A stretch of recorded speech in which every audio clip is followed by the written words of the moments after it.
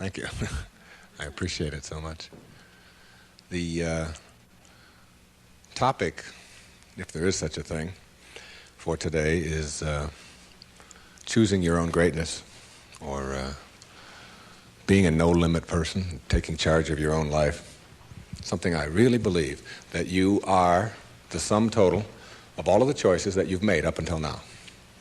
And anything about yourself or your life that you don't like or isn't working or isn't mobilizing you is to be looked at in terms of, can I grow? Rather than, why did I do it, or isn't this wrong?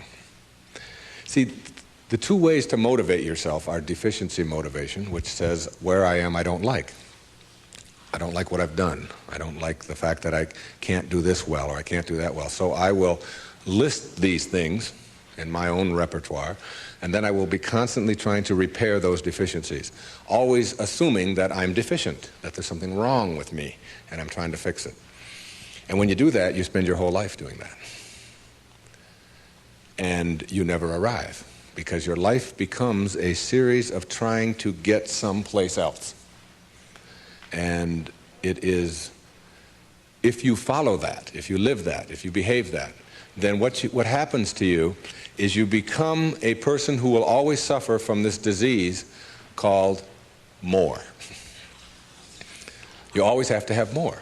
Because whenever you are getting where you want to go, let's say you want $100,000 in the bank, and you work, and you struggle, and you deny yourself, and you do all of those things, and you finally you get there, and here you are, you got $100,000 in the bank. All of this stuff over here is, of course, your life, and that is all you know. That's what you know how to, that's how you are. That is your being. That is your way of being. So that when you do get here, what you will do is say, this is not enough. A no-limit person is never operating from deficiency or from lack in their life. They're never saying, I don't have enough.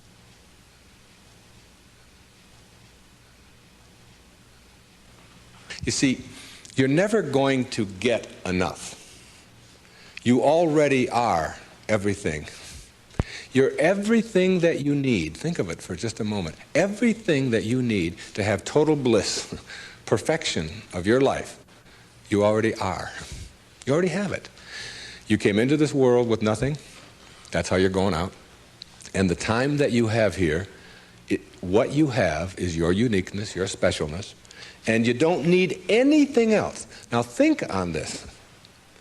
If you don't know how to appreciate what you have and where you are in your life, you don't need anything else. Because if you do get something else, you won't know how to appreciate that either. You'll just want more.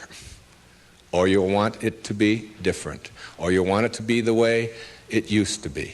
Or you'll want someone else to be the way you think they should be. Successful people, or no-limit people, or self-actualizing people, or inner-directed people, whatever labels that have been put on them by great thinkers and philosophers and therapists and people that have looked at human beings, these kinds of people are people who always have enough. There are some people, if you invite them over and you say, you know, I'd like you to come over tonight, and I'd like you to stay over if you can, instead of having to drive back. And they'll say, well, can you stay? And I say, well, I don't know if I can stay or not. Well, you could sleep on the cot. Oh, no, I could never sleep on the cot. I can't sleep on cots. I got a sciatica. Don't you know that I have back pain? And cots, no, that's out of the question. I couldn't sleep on a cot. And what about breakfast? Well, we don't have any food, but we have some old grapefruit that are in the refrigerator. They have a few spots on them. Oh, no, I could never eat grapefruit. Spots? No, thanks. I can't eat grapefruit spots. I just couldn't do that, you know. And these are people who never have enough. They are not able to be flexible and to change. And there are other people, if you say, would you like to sleep over? We got a place in the sewer.